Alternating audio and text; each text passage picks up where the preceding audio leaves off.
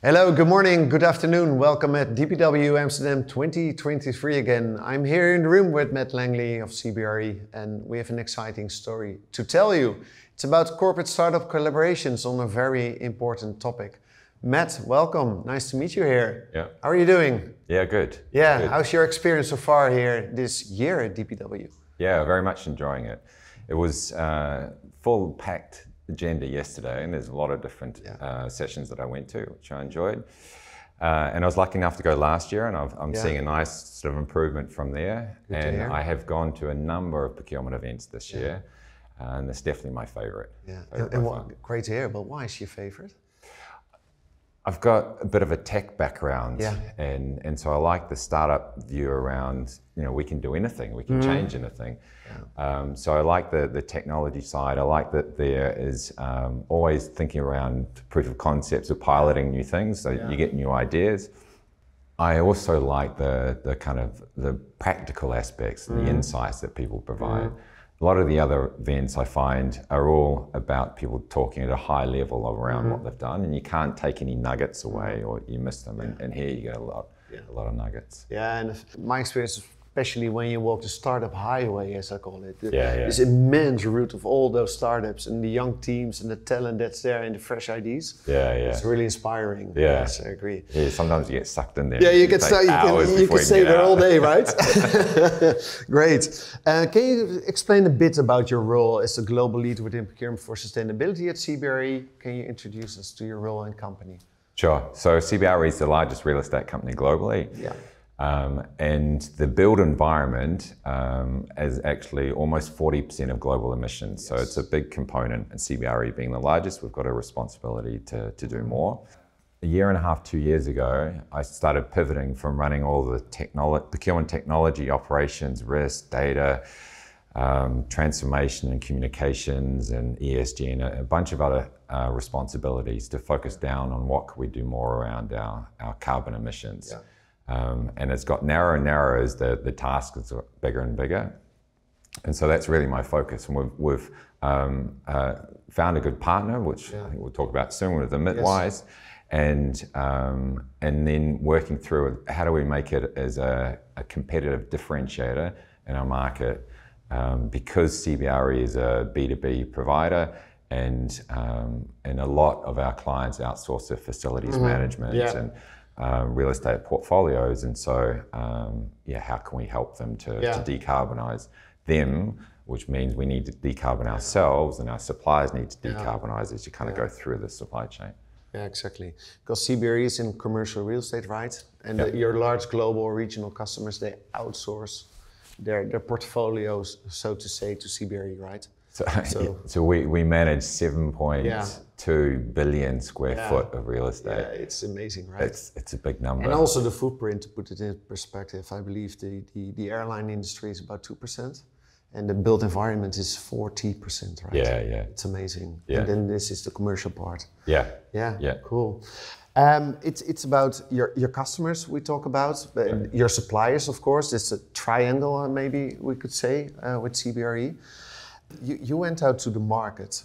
You found a partner. We will talk about it. You announced a partnership, right, with the Midwise, which is quite interesting because I assume because of the partnership and the strategic investment you made, you found a partner. You fell in love. You got married. But also, it's a story, I think, about a corporate startup collaboration because it's a very young company. Founded 2019, 2021, I believe, seed, and now Series A up to 20 million US dollars. So what did you make to go out into the market and to find, a solution or startup or innovation, you might say?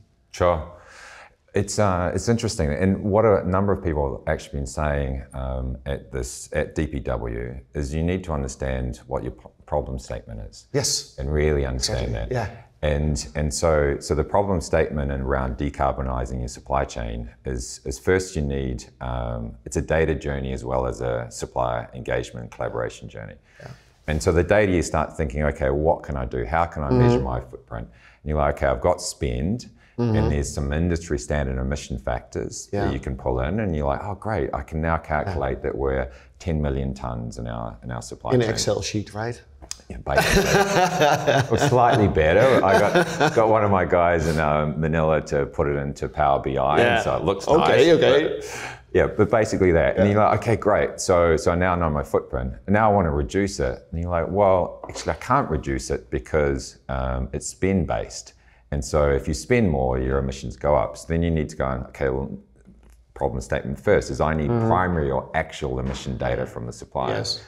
And so then you think, okay, well, great, I'll reach out to the suppliers. And then you find that 60% of companies haven't started calculating their emissions. 20 to 30% only cover scope 1 and 2, which in CBRE represents 0.2% of our global emissions, scope 1 and 2. And then so meaning 99.8%. Yes, it's in scope 3. Scope 3, right? That's why the first slide I present on this, don't forget scope 3. 99.8. Yes. Yeah.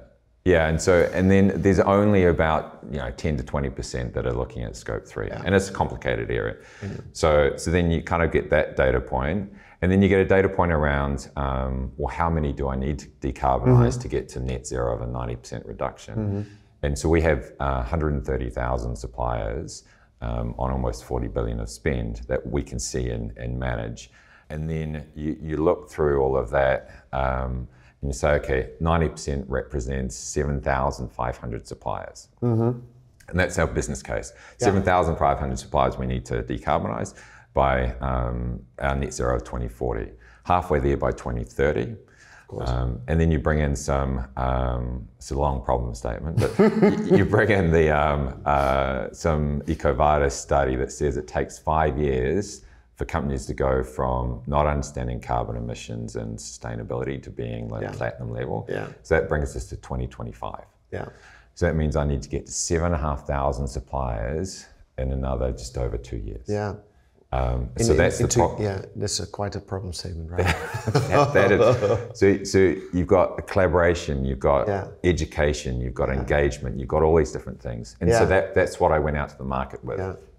So we looked at all the different providers who all say they can do carbon accounting for scope 3 purchasing. There are many out there, and still coming every day. There are new companies coming, right? Yeah, but we twisted it a little bit to go and say, you need to calculate a baseline for CBRE to identify our hotspots and our large emitting suppliers, and then you need to reach out to them and you need to calculate their emissions for them. And so the way we worked to do that was that the suppliers either provide the information they've got. If it's public through CDP, we scrape all that data. If they don't, then they load up their spend file, which is confidential, which is why we also need a partner, because it doesn't come to CBRE, it comes to it's in between, right? And then EmitWise runs the emission factors on that. And so we went from 40 suppliers we did the market review, 9 we went through an RFP with, 4 we ran demos with, and a POC of, we started with 3 and 1 dropped out, and we ended with 2. And then we chose, so it took all of last year to really go through that problem statement analysis, running to the RFP and selecting at the end of last year. And eventually you selected a company, right? You selected a potential partner based on the learnings through the process, but also the POC. The POC. How important was a POC or a pilot for you in the process? So I'd set up this governance group that had basically one of our global CEOs, a COO, the Chief Responsibility Officer, and all procurement leadership. And every month it was proper steerco. I wanted it to be there. I came along and said, this is what we found out. What's your advice? And we came and we said, well, we narrowed down to 2 or 3. We don't know which is the best one to go with. And fortunately, the CEO used to be the CTO, and she's like, you need to run a proof of concept. Like, that's good advice. And so we then started working on that. And the more I've got into it, like I want to run proof of concepts all the time now. Of course. It's so interesting to see, okay, this is the problem we've put on the table, this solution, but can you deliver? Can you deliver? Is there value on the table? But also not only the technology piece, but also I think the relationship, right? Yeah, it is. It's a relationship, and really testing as to what you grow. I mean, you have your big platform like a Cooper and the big ones. But these other ones, when you're getting to niche areas, you really need to know where they can pivot with you and can work with you. Yeah, cool. And you don't know that until you actually get into a relationship and sort of see how quickly they adapt and changes they make. Yeah, proof's in the pudding, right? Yeah. What about, it's a startup, as we said, and you went through the process, the proof of concept, so you had some evidence on the table, right? Yeah. But it's also maybe a bit risky to work with the startup on this very important topic, with very important data, and also with onboarding all the suppliers and, well, convincing to, hey, on board here because we will help you as well. Sure. How did you deal with the process of being a large corporate and a startup, but also maybe an organization that says, okay, do we need to de-risk here? Do we need to build something on our own? Is there another solution or a big partner? What was the conversation within CBRE? Yes, so CBRE is a very conservative company, and our technology partners, they like big solutions that they only need to manage one or two. They don't like a number of small ones, and so that is a challenge to work with them on that. I'm sure I'm super painful for them, but in my view, or what I've realized is that if you can get the user experience right for not just internal, but for external as well, for the suppliers, that they want to use it. And your customers, I believe. Yeah, customers as well. But then the other part is the data journey too, right? If you get the user experience and the data, it shouldn't matter if you've got one platform or 5 platforms, as long as the UX and the data is all running through, and then you report back to the clients and you give them a unified report that can prove actions and can lead to things, then it shouldn't really matter. You have to you will end up having to complicate the middle layer just to go and get the user experience good and get the right data that you need. And if you don't get the right data, which is the challenges we've got, then you contact the wrong people at the suppliers. And, the contact details of the suppliers, also an interesting one when engaging 7,500, right? Yeah. So what we've also realized with the Midwise getting us the emission data, we need a collaboration tool. Because we're talking to the suppliers about sustainability, diversity, carbon, performance, KPIs, all these different things. And so, then another POC, and we've been talking with Visible and Supply Hive about how can we work together on the collaboration piece, the data piece. That starts becoming actually super important, and it is. It's a gap that CBRE has. Cool. Well, great. You want to overcome the challenges, right? We're working with these startups. I think you went even beyond a corporate startup collaboration because you made an investment, right? You're a strategic partner now to Midwise. Can you share a bit on that? Why did you make an investment? So the business case we built, it was an interesting one. That business cases, you've got the costs, it's super clear. This is how much I want, and the benefits are often a bit fuzzy. And so we're like, okay, why would you want to do this? And so we put some revenue numbers, we get some consulting, we get some extra facilities management business, and we get some referrals, and okay, great on the revenue. And then we're like, well, what about internal carbon price? Because we're going to be reducing this as well. And then the third one was like, well, what if we invested in whichever one we select? And then we can help them grow. So in the business case, it was already a scenario that you could make an investment. And what if you make an investment? What's the benefit then? It was a hard fight to kind of keep it in there. People were like, no one's going to agree to the business case if you talk about investment. But fortunately, there's a couple of great people in our corporate development team, and I pitched it to them and like, this is great. And so it ended up being the first time CBRE has invested in Procure Tech. Like we've invested quite a lot in prop tech, but never Procure Tech. I know. Also through the CVC fund, right, from CBRE in prop tech. There are many engagements there. Many. But first time Procure Tech. Fifth Wall is Fifth Wall, so first time in Procure Tech, first time that we've done anything earlier than a Series C. And so normally we Well wait done. seriously. Yeah, super cool. This. Yeah, well done. And so the key reason wasn't just for the business case though as well. It meant that we could align requirements and we can be involved in their development and to influence the roadmap, so to say. And a board seat as well, which helps de-risk things. Yes. So we're kind of working through what that looks like. And also I was able to kind of sneak in a little bit around emit-wise.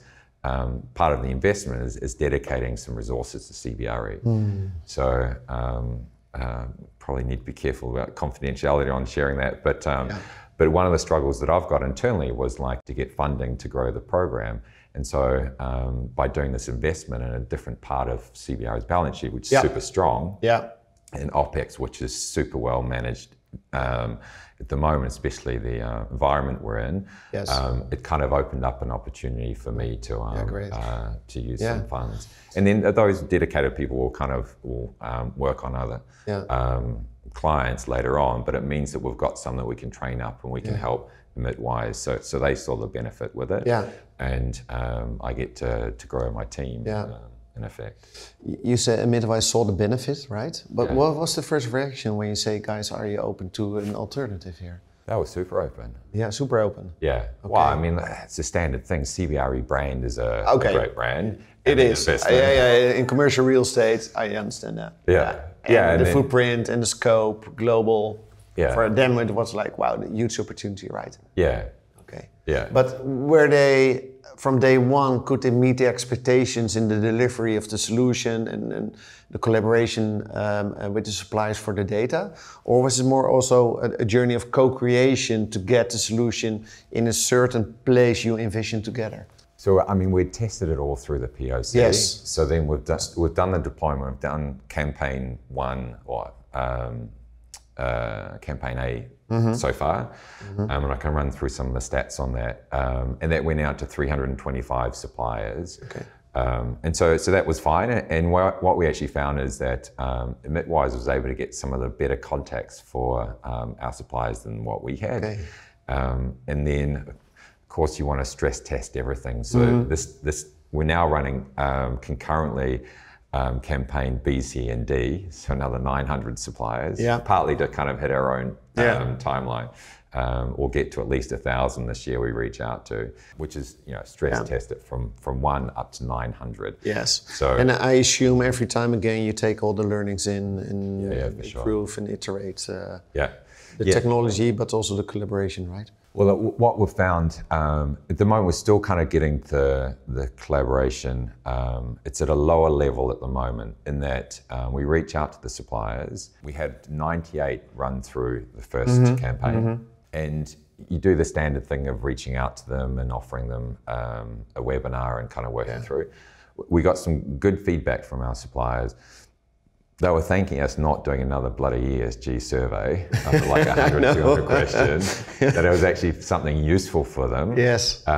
And the survey we had was like 5 or 7 questions. And just getting an idea of their maturity levels and whether they've got some carbon projects in play.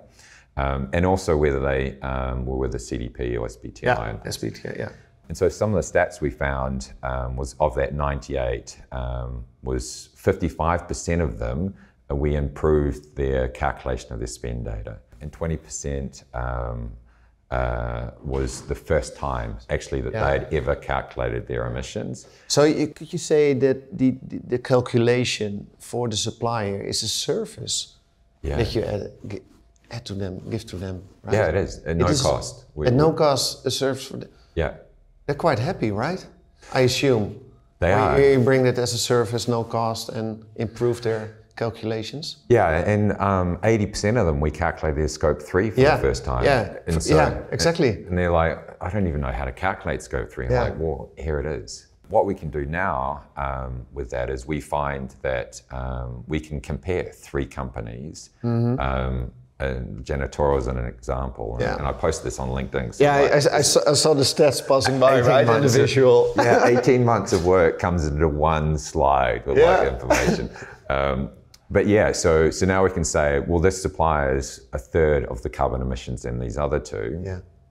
But even in that, we can then say, well, this is how much fuel, this is how much utilities or kilowatt hours, and this is how much in Scope 3. So we can work with them to reduce that further. Yeah. So massively amazing amounts of insight. Yeah. And it's trustworthy as well, right? Because we get the spend file and we run the emissions and we calculate it in a consistent manner.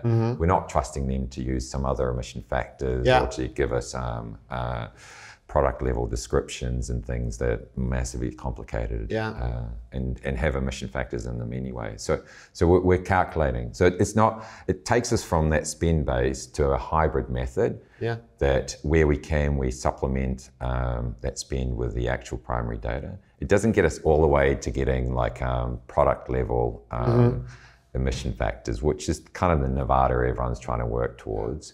And I know some companies have taken years with their suppliers to kind of get that level of information, which works for like direct procurement or buying raw materials. If you're Heineken buying tons of glass or like, for example, tons of aluminium and others, it makes sense to spend so much time. But if you're buying indirect, our own real estate and marketing and IT and everything else. All those categories. All those indirect categories. And you're buying millions of products and services. It's like, it's a data journey. It is. So great. I was actually talking to the sourcing person that I partnered with on this. And I remember saying now that I said to him, mate, I don't even know if it's going to work. But let's go. Yeah, it's going quite well, right? Yeah. In the end, I thought we'd be like, okay, this seems to be leading in real estate. And now I'm like, this is leading across everything. No one seems to have figured this out. No, exactly. That's also what I know the industry, right, of real estate and services. But that press release, those statements, and as a large organization taking this step, but also setting potentially a new industry standard for this industry, but also for procurement. Right? Yeah. It's a super interesting case. Yeah, it is because. So to take a step back, and also for our viewers, right? You went to market, you selected a company based on a problem statement, you run a POC. Yeah. You choose to marry with a company, you made a strategic investment. Yeah. What does the future look like for you both, right? Is there a shared vision or something you work towards too? At the moment, we're kind of just deep in the weeds of it all. Okay. But I do have, there is a shared vision really around that 40% of the emissions in the built environment and what more we can do. And so we've got a couple of different things that we're quietly working on. So one is to be able to get to that product level, and so kind of work through that. And so that's a big challenge that we need to solve for next. The other challenge that all procurement people have is around transparency in your supply chain. You don't know who your tier 2, 3, 4, 5. Tier N.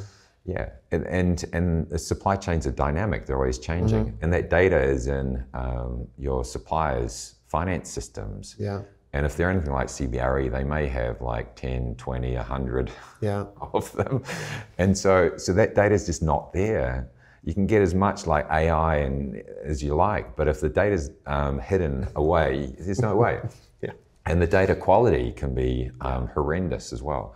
So trying to work through that transparency and getting that for carbon, then can we use that for water? Can we use that for nature? Can we use that for labour, human rights? Yeah, social aspects. And so then you start getting I don't think we'll get to tier N, but like getting through at least a few of your tiers. Yeah, you can do a lot with that data. Yeah.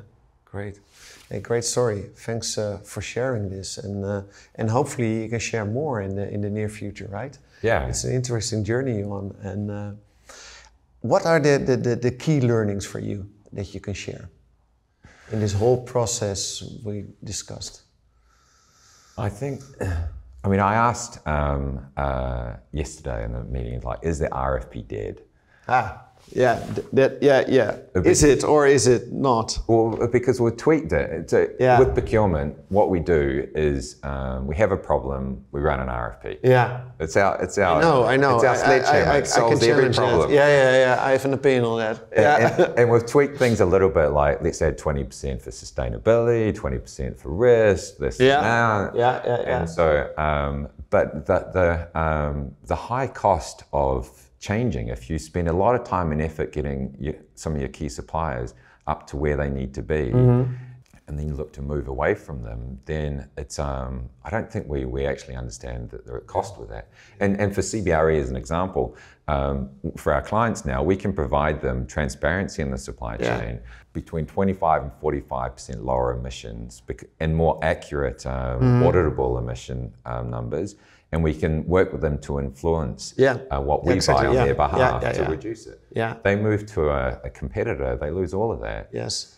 And so that relationship you already had with the supplier, you're strengthening that by adding on that value. Becoming a lot stickier, right? Yeah, and stickiness. So it needs to be partnerships. Yeah. And I think that's probably the key learning of like, yes, you need to start now. Yes, you need to pilot a whole bunch of different stuff and learn and fail and kind of pivot.